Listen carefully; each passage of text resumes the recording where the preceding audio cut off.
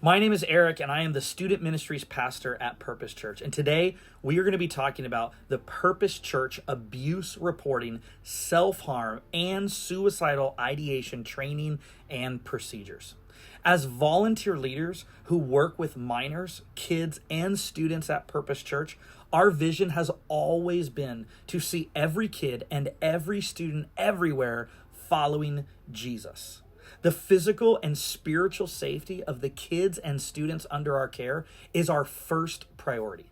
Please watch this abuse reporting, self-harm, and suicidal ideation training and procedures, and sign once you feel equipped and prepared to respond if you become aware of these dangers in the homes or lives of the minors in our ministries. If you work or volunteer with minors, you are a mandated reporter, which means you are liable to follow these procedures. Thank you for investing in the next generation and making our ministries safe and transformative places for kids and students. Starting with abuse reporting.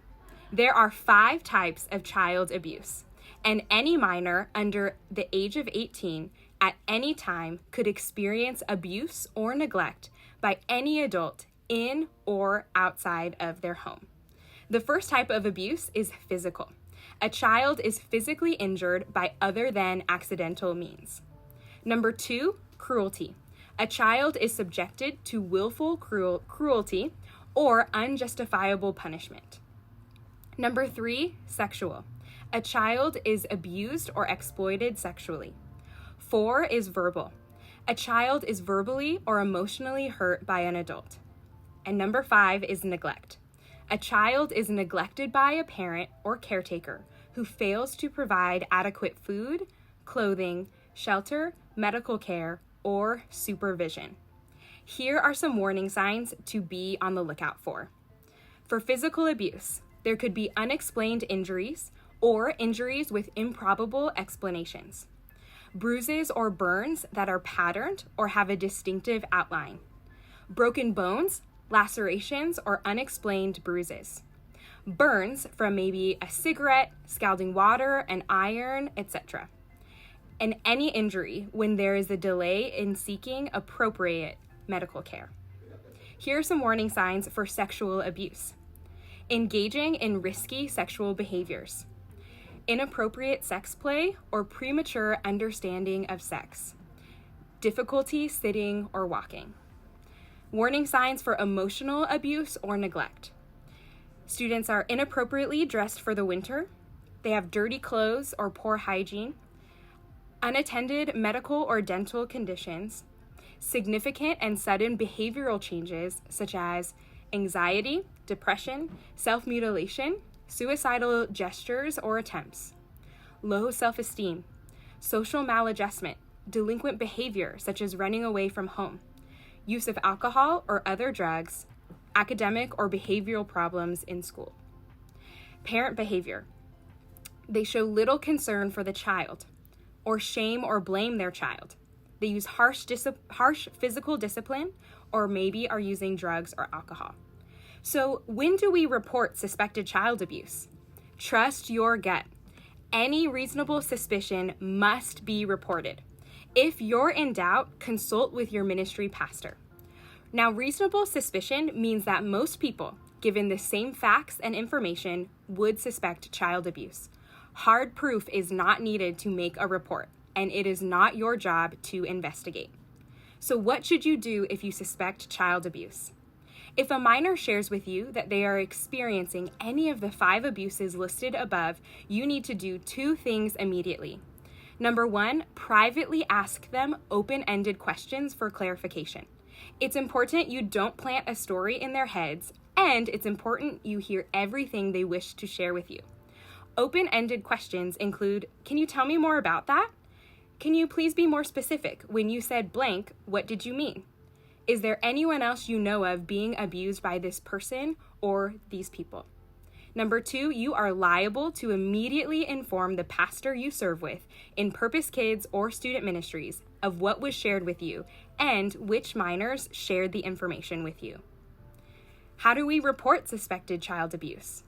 As mandated reporters, you and the ministry pastor will together call the Department of Child and Family Services, DCFS, hotline for the county the minor or minors live in, and we will share all the information we have with the reporting agency.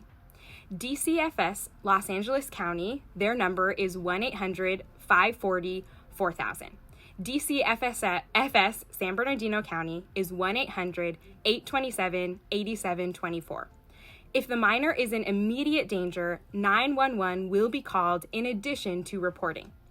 As liable mandated reporters, we are responsible for reporting suspicions of abuse as soon as we become aware of them.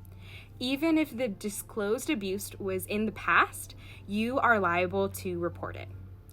After the report is made, any person who reports child abuse will remain anonymous to the family being investigated.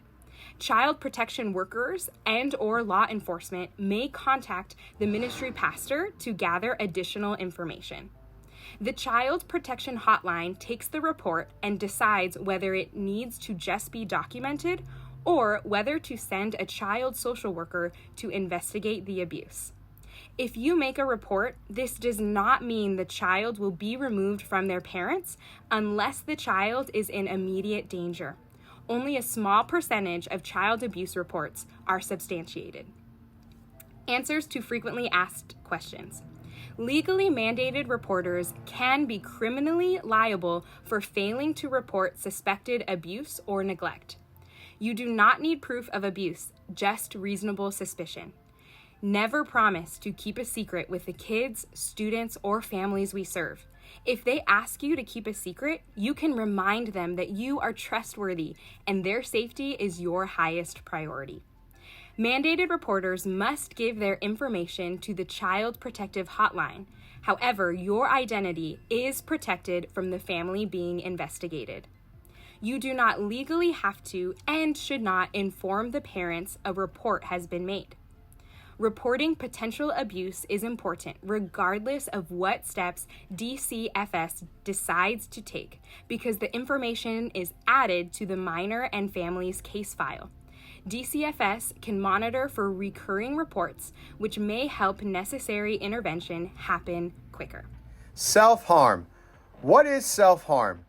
Research reveals that non-suicidal deliberate self-harm, or DSH, in minors reflect underlying hopelessness and low self-esteem, as well as other factors that precipitate attempts to deal with unacceptable inner feelings and/or affects the behaviors of others, such as peers or family members. As stress builds up over time, the adolescents may resort to self-cutting when a personal threshold occurs after a gradual rise in tension or because of a switch path mechanism in which an uncontrollable impulse for self-cutting is switched on.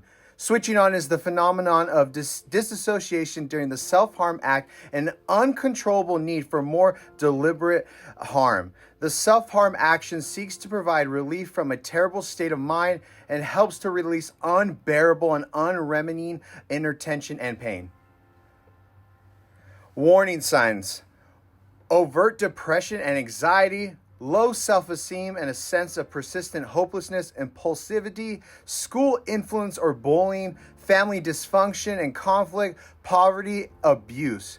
Non-suicidal methods of self-harm include cutting, poisoning, pulling out hair or eyelashes, scratching, biting, hitting or pinching oneself, burning, hanging, pinching, scratching, and starvation.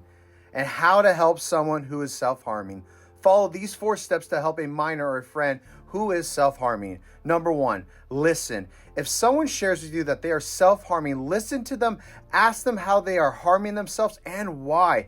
You can also encourage them to text their volunteer leaders, ministry pastors, or their home hotline at 741-741 to connect with a real human for crisis help. Always advise them to share their self-harming with their parents or guardian. Number 2, share with the parent or guardian. If a minor shares with you they are self-harming, you need to share that information with your ministry pastor and the minor's parent or guardian. It's important that this behavior be made aware to the minor's caregivers. Their safety is our priority, and this is the best way you can ensure that they will be safe when they are not with you. And number 3, suggest therapy. Self-harm is serious, and while the intention behind self-harm usually is not death, it can still be dangerous, both physically and emotionally. Talking to someone who can help you find alternatives is incredibly important. Connect with your ministry pastor for resources and phone numbers for our recommended counselors. Number 4, pray, cope, and stay connected. Make sure to let the minor know that you are praying for them and even take some time to pray together. You can also take time to read Bible passages that are encouraging and can uplift them. Reminding them that God loves them and is not distant from them is going to be helpful in their healing process. Also, consider helping them find healthier coping methods like reading their Bible, art, working out, journaling, creating something, praying, calling a friend, a mentor or parent, playing sports. Answer to frequently asked questions. While we are not legally mandated to report a minor who is self-harming, please make sure to reach out to your ministry pastor so you can together notify their parents, guardians, and seek guidance regarding whether more serious interventions is needed. Suicidal ideation. What is suicide? Suicide is when people harm themselves with the goal of ending their life and they die as a result. It is the 10th leading cause of death in the USA. A suicide attempt is when people harm themselves with the goal of ending their life, but they do not die. Avoid using terms such as committing suicide, successful suicide, or failed suicide when referring to suicide and suicide attempts, as these terms often carry negative meanings. More appropriate phrases would be died by suicide or attempted suicide. Now the question is, what is suicidal ideation? Suicidal ideation, often called suicidal thoughts or ideas, is a broad term used to describe a range of contemplations, wishes, and preoccupations with death and suicide. Some warning signs that someone may be at immediate risk for attempting suicide include talking about wanting to die or wanting to kill themselves, talking about feeling empty or hopeless or having no reason to live, talking about feeling trapped or feeling that there are no solutions, feeling unbearable emotional or physical pain, talking about being a burden to others, withdrawing from family and friends, giving away important possessions, saying goodbye to friends and family in an example, just wants you to know I love you, text at night, putting affairs in order such as making a will, taking great risks that could lead to death, such as driving extremely fast, talking or thinking about death often. Some risk factors: depression, other mental disorders, or substance use disorder, chronic pain, a history of suicide attempts, family history of a mental disorder, substance use, or suicide, exposure to family violence, including physical or sexual abuse, presence of guns or other firearms in the home, having recently been released from prison or jail, exposure either directly or indirectly to others, suicidal behaviors such as that of family members, peers, or celebrities. How do you help someone who may be suicidal? If you are concerned that a child, student, or someone in your life may be suicidal, follow these 5 steps. If someone shares with you they are planning on harming themselves or are suicidal, skip directly to step number 4. Ask. Number 1, ask. Are you thinking about ending your life? It's not an easy question, but studies show that asking at-risk individuals if they are suicidal does not increase suicides or suicidal thoughts. Number 2, keep them safe. Reducing a suicidal person's access to highly lethal items or places is an important part of suicide prevention. While this is not always easy, asking if the at-risk person has a plan and removing or disabling the lethal means can make a big difference. Number 3, be there. Listen carefully and learn what the individual is thinking and feeling. Research suggests acknowledging and talking about suicide may reduce rather than increase suicidal thoughts.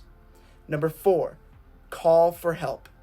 If a person is having suicidal thoughts and has a plan for harming themselves, immediately call 911 or the Psychiatric Mobile Response Team, PMRT, at 1-800-854-7771. I'll say that again, 1-800-854-7771 for help.